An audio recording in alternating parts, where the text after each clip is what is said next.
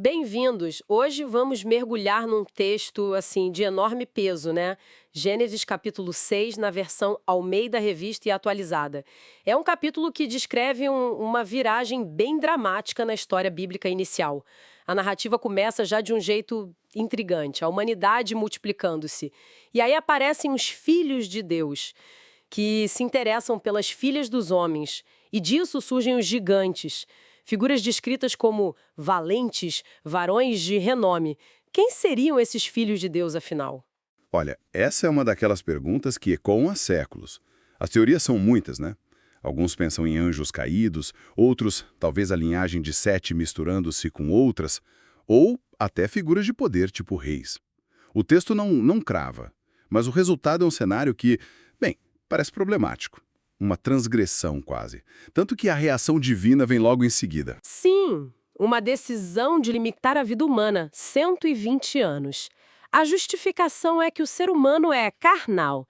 Mas isso é um limite de idade mesmo ou seria um prazo antes do dilúvio? É, também há debate sobre isso. Poderia ser um novo teto para a longevidade, sabe? Ou, quem sabe, um período de espera, de graça, antes do juízo que já se anunciava. De qualquer forma, sinaliza uma mudança, uma resposta divina ao que vem a seguir. E o que vem a seguir é, uau, um diagnóstico assim devastador.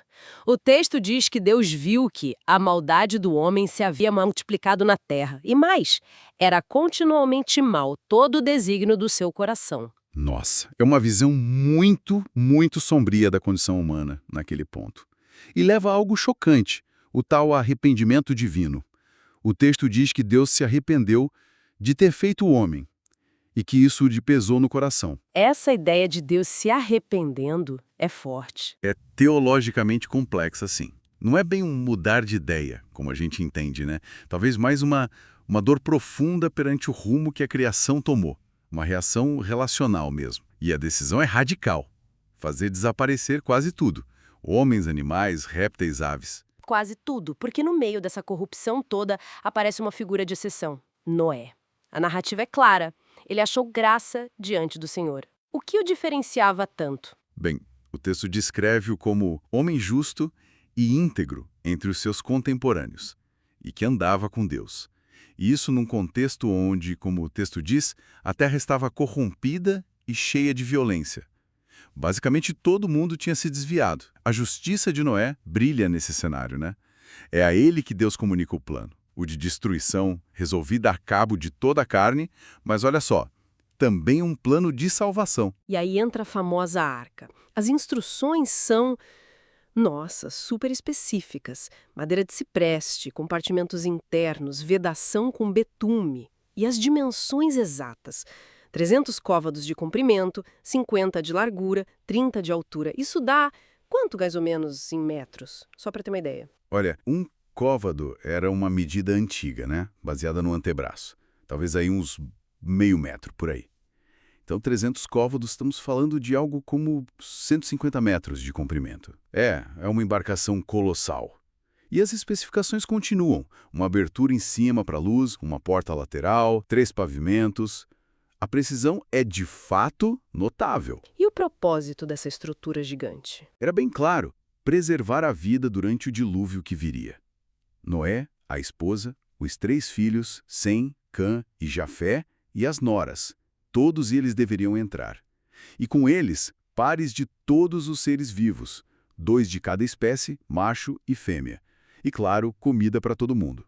É nesse ponto também que Deus menciona estabelecer uma aliança, um pacto, com Noé, prometendo a sobrevivência deles e, implicitamente, a continuidade da vida através dele. E o capítulo fecha com essa nota de obediência total, né? Assim fez Noé, consoante a tudo que Deus lhe ordenara. Ele seguiu tudo à risca. Exatamente. É a obediência de Noé perante um plano divino tão detalhado que contrasta fortemente com a corrupção e a desobediência do resto do mundo. Então, olhando para trás, o quadro que Gênesis 6 punta é este. Um mundo visto por Deus como profundamente corrupto e violento. Uma decisão divina radical, o dilúvio, que expressa um juízo, mas também aquele pesar no coração. E a salvação centrada numa pessoa, Noé, considerado justo. E a ele é dado um projeto de engenharia incrivelmente detalhado para preservar a vida. Sim, é uma narrativa cheia de tensões, né? Juízo e graça convivendo ali. Destruição quase total, mas ao mesmo tempo uma preservação meticulosa. O caos da maldade humana e a ordem que vem com as instruções divinas.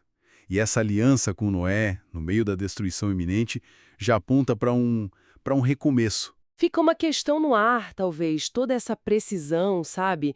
Nas instruções da arca, o material, as medidas exatas, quem entra, quem não entra. Num cenário de destruição, de caos iminente, o que essa precisão toda sugere sobre a natureza desse plano divino, tal como o texto apresenta? É algo para se pensar, né? Deixamos essa reflexão para quem nos ouve.